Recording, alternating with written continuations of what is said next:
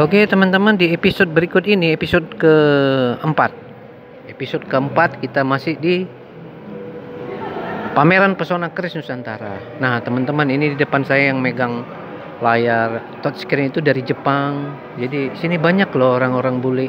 Kita juga kadang kagum, mereka tuh datang ke Indonesia ngeliat gitu aja. Dan lihat tuh, banyak juga orang-orang tua di Jakarta ini membawa anak-anaknya berkeliling nengok di museum. Saya sangat senang melihat seperti ini, karena itu akan membuat pola pendidikan anak-anak Anda akan lebih maju. Anda kenal Menteri Erick Thohir? Kalau Erick Thohir dulu bercerita, kalau dulu orang tuanya membawa jalan-jalan ke luar negeri, itu orang tuanya Bapak Erick Thohir itu membawa jalan-jalannya ke museum dulu loh. Tak heran anak-anaknya hebat semua. Nah, anak-anak Anda kalau mau hebat, bawalah jalan-jalan ke museum, karena mereka akan mempelajari sejarah, sehingga itu akan membentuk kepribadiannya yang menjadi lebih menghargai sejarah.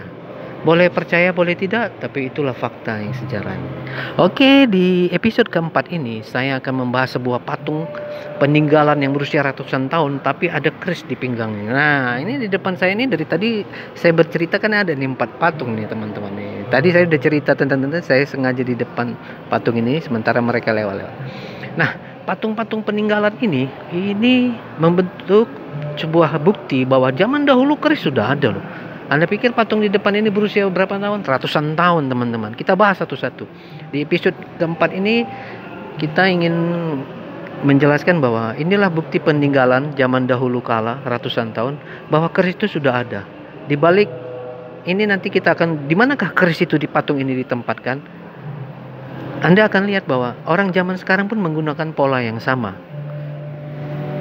Oke, ini kita mulai Blangwong Tokogan, kayu nangka. Patung ini dari Bali, resi, guru, dan pemuka aja. Ya, guru spiritual lah. Hanya saja abadnya nih tidak, tapi dia pemuka agama, cuman abadnya tidak tahu, tapi ini dari Bali.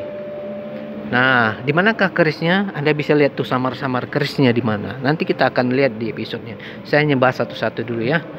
Ini patung Arca Kadeyan, Desa Grogol Sidoarjo, abad 14-15. Nih, ini patung ini berusia Arca deh. Arca ini, Kadeyan ini berusia udah 600 tahun. 1400 berarti tahun 1300. 1300 mah udah setara Majapahit ini. Ini udah setara Majapahit. 1300. Abad 14-15. Arca ini diidentifikasi sebagai salah satu seorang pengiring Raden Panji Inu, Kertapati. Pada bagian pinggang Arca ini terdapat pahatan keris dengan hulu yang teridentifikasi berbentuk bebodola. Nah, ini dia. Abad 14, tahun 1300, sudah 800 tahun. Setara Majapahit. Mungkin lebih tua lagi dia. Oke. Nih, patung yang berikutnya apakah ini? Arca Kadeyan juga, batu, Desa Grogol, abad 14. Arca ini diidentifikasi seorang pengiring Raden Panji Inu. Wah, siapakah Raden Panji Inu Kertapati? Anda boleh cek di Google ya, karena kita tidak bahas itu dulu. Pada bagian pinggang Arca ini terdapat pahatan keris dengan hulu yang teridentifikasi berbentuk bebodola. Nah, ini juga setara nih. Tahun 1300. 14, 15, 16, 17, 18, 19, 20, 21, 800 tahun. Jangan bilang ini kaleng-kaleng ya. Tapi ini agak beda patungnya. Ini agak ada, ini kayaknya arti yang patung ini lebih ada cenderung ke Tionghoanya nih. Kalau nengok patungnya ada berbaur Tionghoa gitu sih. Nah, mungkin dari hadiah dari Tiongkok apa Kublai Khan zaman dahulu. Kalau ini masih mending ada nuansa Jawanya. Ini dua patung yang berbeda ya. Ini ada sedikit-sedikit berbaur Tiongkok, ini Jawanya. Nah, ini juga nih. Siapakah patung ini? Arca Ketolo. Ini juga 14-15. Kakak Panji Kudawaneng Pati, putra Raja Jenggala. Oh, dari kerajaan Jenggala. Wow. Dari kerajaan Jenggala yang lain ibu. Dalam cerita Mahabharata, ia disamakan Bima. Pada bagian belakang Pada bagian belakang arca terdapat pahatan keris dengan bendak yang teridentifikasi berbentuk inten berukuran besar dengan hulu kebobolan. Nah, ini arca Kertolo. Zaman dulu pakai kumis juga ya teman-teman. Ternyata yang berkumis-kumis garang tuh bukan zaman sekarang. Oke. Nah, itu dia ya teman-teman. Nah, ini arca, 3 arca ini 800 tahun, 1300. Kalau abad 14 berarti tahunnya dia tuh tahun 1300. Nah, ini berbicara tentang keris 4 patung ini teman-teman. Oke, berbicara tentang keris. Nah, di manakah kerisnya? Kita ke belakang teman-teman. Kita ke belakang. Di manakah keris itu? Nah, coba perhatikan teman-teman, di manakah keris itu? Keris itu di belakang teman-teman.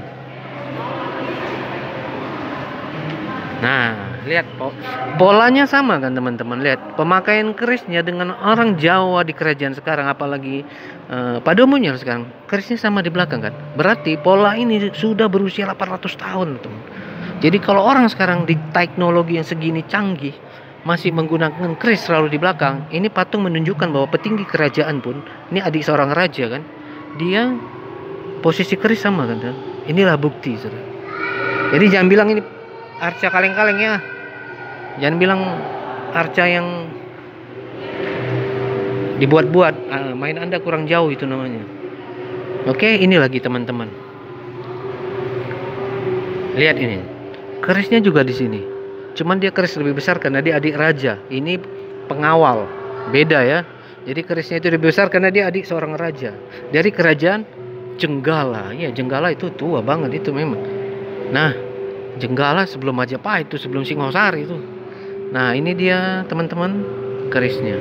Oke, kita lanjut lagi. Ini keris lagi lebih kecil karena ini memang apa? Pengawal. Dalam kisah tadi pengawal itu raja. Mungkin 2 patung ini pengawal dari adik raja itu. Tapi inilah bentuk pola keris teman. Ini yang di Bali. Di Bali. Nah, keris itu selalu di belakang teman-teman. Ya kan? Sehingga ada anekdot apa istilahnya, dulu ada istilah di zaman ya waktu cerita-cerita lah ya, tapi ini bukan apa, kalau berhadapan dengan petinggi-petinggi negeri ini apalagi dari Jawa selalu bilang hati-hati kalau orang Jawa itu kerisnya di belakang katanya. Mungkin Anda pernah cerita itu dan saya juga pernah mendengar kisah-kisah itu aja. Bahkan Pak Presiden Jokowi dulu atau menjabat, banyak orang kalau orang membenci dia, berhadapan dengan dia selalu bilang hati-hati, orang Jawa itu kerisnya di belakang. Ya mungkin Anda yang mengerti maknanya paham lah itu. Kalau kita paham sebenarnya kan. Jadi oke teman-teman, di episode ini kita ingin membuktikan bahwa peninggalan sejarah masa lalu sudah ada keris yang digunakan di belakang seperti ini teman-teman. Perhatikan tuh baik-baik teman-teman. Oke, perhatikan. Zaman sekarang pun menggunakan polanya sama. Oke, di episode keempat ini kita selesaikan di situ dulu. Mungkin nanti kita akan lanjut ke episode berikut. Ini masih panjang ya teman-teman ya. Kita bagi aja per episode supaya Anda teman-teman, alangkah baiknya nonton dari episode pertama supaya Anda bisa mengerti polanya, supaya Anda bisa mengerti pola-pola yang ada, sehingga Anda pun bisa memahaminya dengan baik. Lihat susunannya, keren kan teman-teman. Inilah bukti peninggalan bahwa keris itu sudah berusia ratusan tahun. Jadi yang dipajang itu kan tidak ada bukti, tapi ini patung arca membuktikan bahwa itu sudah dipakai ratusan tahun. Abad 13, 1300-an. Itu adik Raja Jenggala loh. Itu Jenggala itu sebelum kerajaan Singosari ada itu. Oke teman-teman, sampai di sini dulu ya di episode keempat ini. Saya urut kembali lagi. Arca Kertolo abad 14, putra Raja Jenggala. Ini putra raja ini. Wah, ini Arca Kedayan, seorang pengiring ya kan, pengawal, pengiring. Ini juga batu Arca Kedayan sebagai pengiring. Dan ini arca Belangwong Togogan dari Bali. Ya, mungkin itu menceritakan bahwa ratusan tahun pola pemakaian keris itu sama. Sama sekarang juga kan, selalu di belakang. Kalau di depan itu biasanya bukan dari, kalau di Jawa selalu di belakang. Kalau yang dari depan itu biasanya dari daerah lain. Oke teman-teman, sampai di sini dulu ya. Kita lanjut di episode berikut.